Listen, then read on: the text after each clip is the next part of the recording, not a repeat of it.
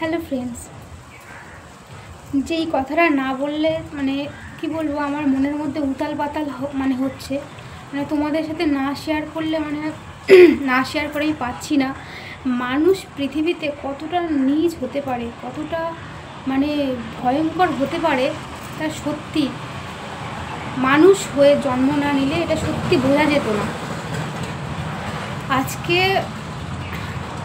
মানে আমি তো ভাবতে পারি না, আমার গা হাত পা এখনো পর্যন্ত মানে কি বলবো না। প্রথমে তো আমি খুব ভয় পেয়ে গেছি এখনো পর্যন্ত, ঠিক আছে। কি বলে যে আমি শুরু করব, কি বলে যে তোমাদেরকে আমি বলবো, আমি নিজেই বুঝে উঠতে পারছি না। আমি আমার শাড়ি বাইরে মেলে দিই, ঠিক আছে, আমাদের ঘরের বাইরে দড়ি টাঙানো আছে, সেখানে আমি আমার শাড়ি মেলে দিই। এবারে শাড়ি মেলে দিয়ে তো আমি 24 ঘন্টা চোখ দিয়ে বসে থাকতে পারি না। এটা নর্মাল, সবাই করে, সবার বাড়িতে সবাই জামা কাপড় মেলে দেবে, এটা তো স্বাভাবিক, তাই না? তাই বলে কেউ যে ক্ষতি করবে বলে তোমার মানে ফাঁদ পেতে বসে আছে, সেটা তো আর আমি জানতাম না, আমি মানে সেটা বুঝতেও পারিনি। হঠাৎ করে কালকে মানে আমি শাড়ি যেমন মেলে দিই তেমন মেলে দিই, আমি এই শাড়িটা ভাঁজ করেছি, আমি অতটা খেয়াল করিনি, ঠিক আছে, অতটা আমি খেয়াল করিনি। তো আজকে শাড়িটা পরবো বলে, আমি স্নান করতে যাবো বলে আমি জামা কাপড় বের করছি, তাই আমি শাড়িটার ভাঁজটা খুলে আমি গুছিয়ে তারপরে রেখে তারপরে আমি বাথরুমে ঢুকি। এসে না আমি সঙ্গে সঙ্গে ভাঁজ খুলে করে আমি অতটাভাবে করি না, আমি একবারে ভাঁজটা খুলে সায়া ব্লাউজ এক জায়গায় রেখে তারপর আমি স্নান করতে যাই। যেদিনকে আমার মুড হয় আজকে শাড়ি পরবো সেদিন, তেমনি আজকে আমি বৃহস্পতিবার শাড়ি পরবো বলে আর কি ঠিক করেছি।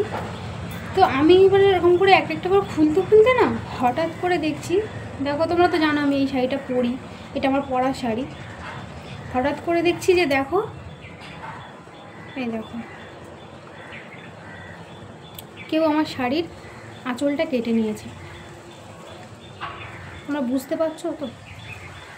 এই যে দেখো, এটা যদি মানে পেরেকে বাঁধতো তাহলে এক পাশে আমার সুতো উঠে উঠে জিনিসটা ছিঁড়তো, তাই না? কিন্তু এটা পুরো বোঝা যাচ্ছে ব্লেড কিংবা কাঁচি ফাঁচি দিয়ে কিছু একটা দিয়ে এটা কাটা হয়েছে। দেখো বন্ধুরা,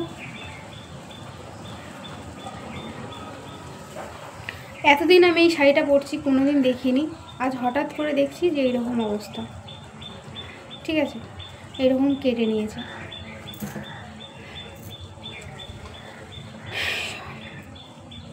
কি বলবো, আমার কোনো ভাষা জানা নেই যে আমি কি বলবো আর কি করব। মানে আমার এই অবস্থাতে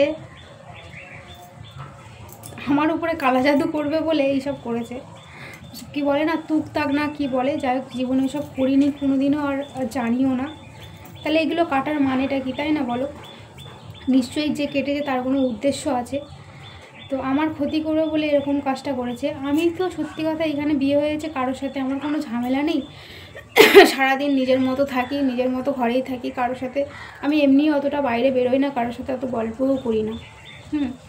আর জানি না কি আমার শত্রু, কারণ আমি কারোর নামও ধরতে পারবো না, কারোর নামও নিতে পারবো না, কারণ কি জিনিসটা আমি চোখে দেখিনি, আমার চোখের বাইরে হয়েছে, তাই না? আমি জিনিসটা চোখে দেখিনি, তো আমি বাড়ির লোককে জানাই, আমার শাশুড়িকে জানিয়েছি, আমার ননদকে জানিয়েছি, আমার বাড়ির লোককে জানিয়েছি। তো ওরা তো একটা ব্যবস্থা নেবে অবশ্যই, কারণ আমার প্রথমে খুব ভয় পেয়ে গেছিলাম, তো মা বলছে ভয় পাওয়ার দরকার নেই, দেখছি কি করা যায়। মানে কি বলবো, আমার সত্যি কথা কোনো ভাষা জানা নেই। মানুষ এত নিচে নামতে পারে, এতটা নিচে নামতে পারে, সেটা মানুষ না হয়ে জন্ম না নিলে বুঝতে পারতাম না। আমি কি বলবো, আমার কোনো ভাষা জানা নেই। আমি কখনো অন্যায় করিনি যে আমার এই শাস্তি ভোগ করতে হবে। আমি মনে করি ঈশ্বরের উপরে ছেড়ে দিয়েছি, ঈশ্বর তো জানে, যে যে উদ্দেশ্য করেছে ঈশ্বর যেন তাকেই সেই উদ্দেশ্যের ফল দেখায়, আমাকে না দেখিয়ে। আমার কোনো কিছু বলার ভাষা নেই, কি বলবো। আমার শাশুড়িকে ডাকছি, দেখো আমার শাশুড়িকে বলছে কিসে কাটা, বলো এটা? এটা ব্লেডে কাটা মনে হয়, ব্লেড দিয়ে কেটেছে। কি সর্বনাশ! কি হবে? কি হবে, এই কাপড়টা আর পরবে না। রেখে দাও। আমার ক্ষতি করতে চাইলে ক্ষতি হবে? হ্যাঁ, তার ক্ষতি হবে, তোমার কিছু হবে না। তুমি আর পড়ো না, আর তোমার ক্ষতি হবে না। কি সর্বনাশ করেছে দেখো। তাহলে শত্রু কিভাবে মানে পিছনে লাগতে পারে ভাবো একবার। মানুষের একবারও দ্বিধাবোধ হয় না যে সে মা হতে যাচ্ছে, এরকম একটা ক্ষতি। কি অবস্থা করেছে। বাইরে শুকো দেওয়া আছে, পুরো নেই কাপড়টা। ব্লেডে কেটেছে না? ব্লেডেই কেটেছে। কি বলবো, আর কিছু বলার নেই। তুমি চিন্তা করো না, যে ক্ষতি করেছে তার ক্ষতি হবে, তোমার কিচ্ছু হবে না। সেটা আমি তো কোনো কারোর ওইখানে আমার কারোর সাথে কোনো বিবাদ নেই, কিচ্ছু নেই। আর আমরা চোখেও দেখিনি যে কারোর নাম নিয়ে বলতে পারবো, তাই না? আমরা তো চোখে দেখিনি না যে কে এটা করতে পারে। যাই হোক, ঠিক আছে, করুক। সে তার উদ্দেশ্য নিয়ে করে, কী উদ্দেশ্য নিয়ে করেছে, আমার ক্ষতি করবে বলেই তো জিনিসটা করেছে। আর জিনিসটা আমারই শাড়ি কেটে করেছে, তো ঠিক আছে, আমি সব ঈশ্বরের কাছেই জানিয়ে রাখলাম। আমি যখন চোখে দেখিনি, ঈশ্বর তো সব দেখেছে। আর ঈশ্বর ছাড়া আর পৃথিবীতে মানে ভরসা করার মতো কেউ নেই। তো ঈশ্বর সেই বিচার করবে, আমরা বিচার করার কেউ না। আর আমি চোখে দেখিনি মানে আমার কাকে আমি কি বলবো, কিছুই বলার নেই। একমাত্র তাকেই জানিয়ে রাখলাম। যাই হোক, এই শাড়িটা কী করবো, পুড়িয়ে দেওয়াটা উচিত নাকি, আমার মা কি বলে, মার সাথে কথা বলেছি। এখন এটা নিয়ে কি হবে না হবে সেটা নিয়ে একটু ভয়ের মধ্যে রয়েছি। বাট ওই যে সবাই বলেছে যে তুই কোনো চিন্তা করিস না। আমার শাশুড়ি মাও বললো, শুনলেই তো, যে তুমি কোনো চিন্তা করো না, তুমি কোনো অন্যায় করোনি, যে করেছে তারই এই ক্ষতি হবে। যে এই উদ্দেশ্য নিয়ে করেছে, আমি যদি সৎ পথে থেকে থাকি, ঈশ্বর যদি আমার পাশে থেকে থাকে, সেই ক্ষতি আমার হবে না, যে করেছে তারই হবে, যে উদ্দেশ্য নিয়ে করেছে। যাই হোক, আমার কিছু বলার নেই, কোনো কিছু বলার ভাষা নেই।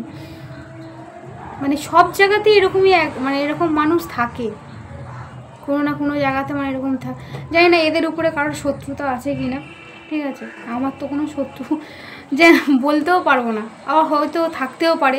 অনেকে ভালো আছো, তুমি হাসছো, এ করছো, হিংসে করতেই পারে। যাই হোক, বাকি কিছু বলার নেই। তোমাদের কি যদি কিছু বলার থাকে, আমার কোনো সাজেস্ট দেওয়ার থাকে, অবশ্যই দিও, অবশ্যই জানিও তোমরা। কারণ আমি সবসময় বলি, তোমরা আমার ফ্যামিলি, ভালো মন্দ সবটাই জুড়ে তোমরা রয়েছো। তো তোমরা তোমাদের মতো করে অবশ্যই আমার করো, সাজেস্ট করো যে কী করলে ভালো হয় না হয়। আমার তো কোনো বলার ভাষা নেই এই মুহূর্তে। আর আমার দেখে মাথা খারাপ হয়ে গেছে। আজকে আমার রিপোর্ট মানে করতে যাওয়ার কথা, দেখে আমার মাথা খারাপ হয়ে গেছে। কি বলবো তোমাদেরকে, মনের মধ্যে খুব প্রচণ্ড অস্বস্তি হচ্ছে। আর ভীষণ একটা জিনিস মানে খুব অসহায় লাগছে যে এই বিষয়, এই ব্যাপারে, যে এই অবস্থাতে কেউ ক্ষতি করতে চায়, ক্ষতি করতে পারে। পরম মানে যে মানে বলে না, কথায় বলে না যে পরম শত্রু হলেও সে এই কাজ করবে না। আর এ তো মানে কি বলবো, কি মানসিকতা, কত নীচ, পুরো কীট, একেবারে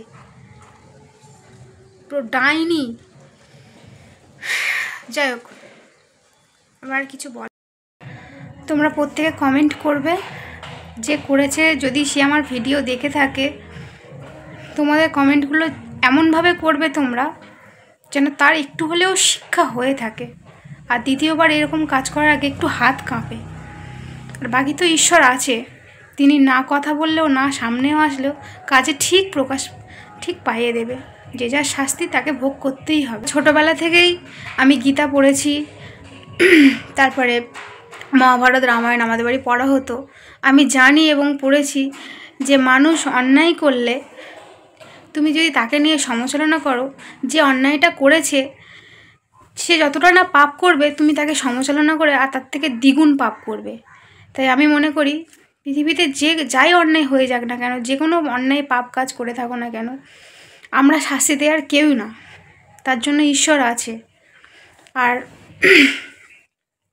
জানি না সে আমার কেন এরকম ক্ষতি করতে চাইলো, আমার আর কিছু বলার নেই।